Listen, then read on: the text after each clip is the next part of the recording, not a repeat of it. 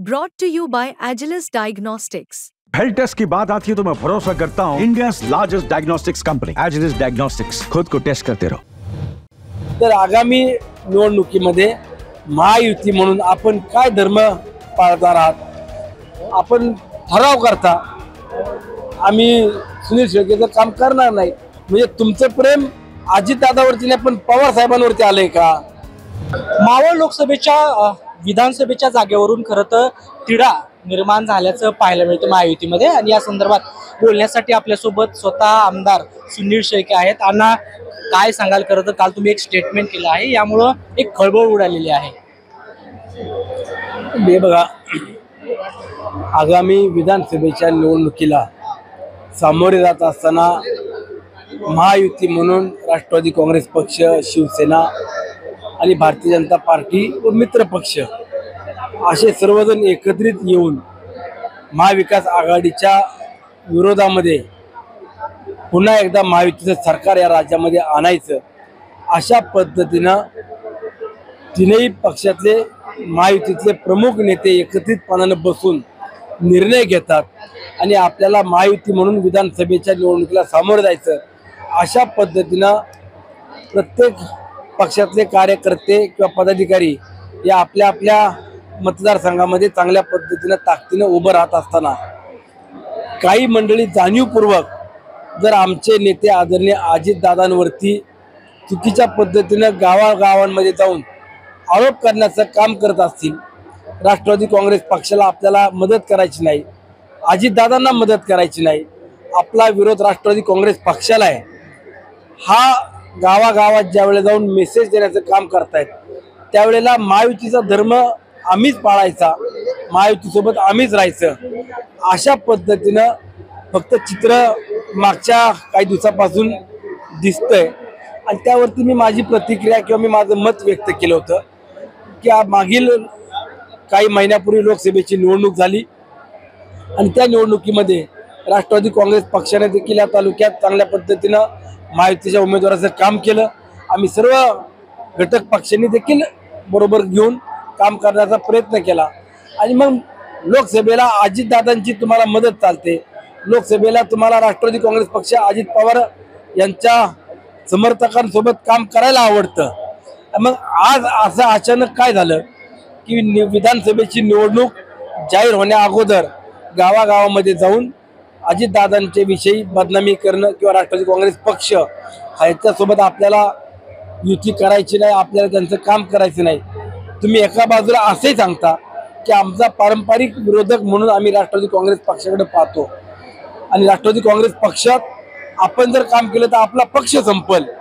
मग दुसरीकडं राष्ट्रवादी काँग्रेस पक्षाचाच म्हणजे आदरणीय पवार साहेबांच्या उमेदवाराला पाठिंबा मात्र छुपा द्यायचा, साहेबांपर्यंत, साहेबांच्या नेत्यांपर्यंत कुणी कुणी लोटांगणं घातली, कुणी कुणी साकडं घातले की आम्हाला येणाऱ्या विधानसभेच्या निवडणुकीत तुतारी चिन्ह देऊन उमेदवार देऊ नका, तुम्हाला जो उमेदवार द्यायचा आहे तो द्या, परंतु तो पुरस्कृत द्या, त्याला अपक्ष म्हणून द्या आणि आम्ही देखील त्याला मदत करू, त्या उमेदवाराचं काम करू.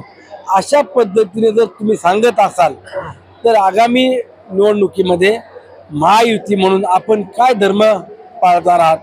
आपल्याला महायुती सरकार राज्यामध्ये आणत असताना अशा पद्धतीनं जर काम करणार असेल आणि सर्वसामान्य कार्यकर्ता भारतीय जनता पक्षाचा असेल किंवा इतर कार्यकर्ते असतील यांची देखील आपण यातून कुचंबना करता, यातून त्यांची दिशाभूल करताय. आणि म्हणून माझं सांगणं एवढंच आहे, जर निवडणुकीला सामोरे जायचं असेल तर पोटात एक घोटात एक करू नका, सर्वसामान्य जनतेला तुम्ही गृहीत धरू नका, कार्यकर्त्यांची कुचंबना करू नका. तुम्ही पक्षाचे एकनिष्ठ असाल तर तुम्ही पक्षाशी, तुमच्या नेत्याशी, तुमच्या कार्यकर्त्याशी एकनिष्ठ राहा, प्रामाणिक राहा, तुमच्या सोबत सर्व जनता उभी राहील. परंतु तुम्ही कार्यकर्त्यांना भडकवून, कार्यकर्त्यांना चुकीची माहिती देऊन परस्पर जर राष्ट्रवादी काँग्रेस पक्षाच्या पुरस्कृत उमेदवाराला किंवा दुसरा कोणी व्यक्ती येईल त्याला जर मदत करायची असेल तर तुम्ही खुलेआम करा. परंतु हे सगळं षडयंत्र कोण रचते भाजपमधील? आता हे षडयंत्र मावळ तालुक्यातले जे स्वतः नेते म्हणून राज्यात किंवा प्रमुख पदावरती काम करतायत त्यातलेच काही नेते मंडळी आहेत. मी आज सांगतो तुम्हाला, ज्या दिवशी महायुतीची उमेदवार म्हणून मावळ तालुक्यातला जाहीर होईल त्या दिवशी स्टेजवरती किंवा फॉर्म भरायच्या दिवशी स्टेजवरती जर हे लोक आले नाही तर कोण कोण यामध्ये सामील आहेत आणि हे महायुतीमध्ये कशा चुकीच्या पद्धतीनं काम करतायत हे नक्की सांगेल. आज मला वाटतं की त्यांची नावं सांगण्याची आवश्यकता नाहीये. काही दिवसांपूर्वी भाजपचा एक मेळावा झाला होता आणि त्या मेळाव्या दरम्यान एक ठराव झाला होता की सुनील शेळके उभा राहिले तर त्यांच्या विरोधात आपण काम करायचं.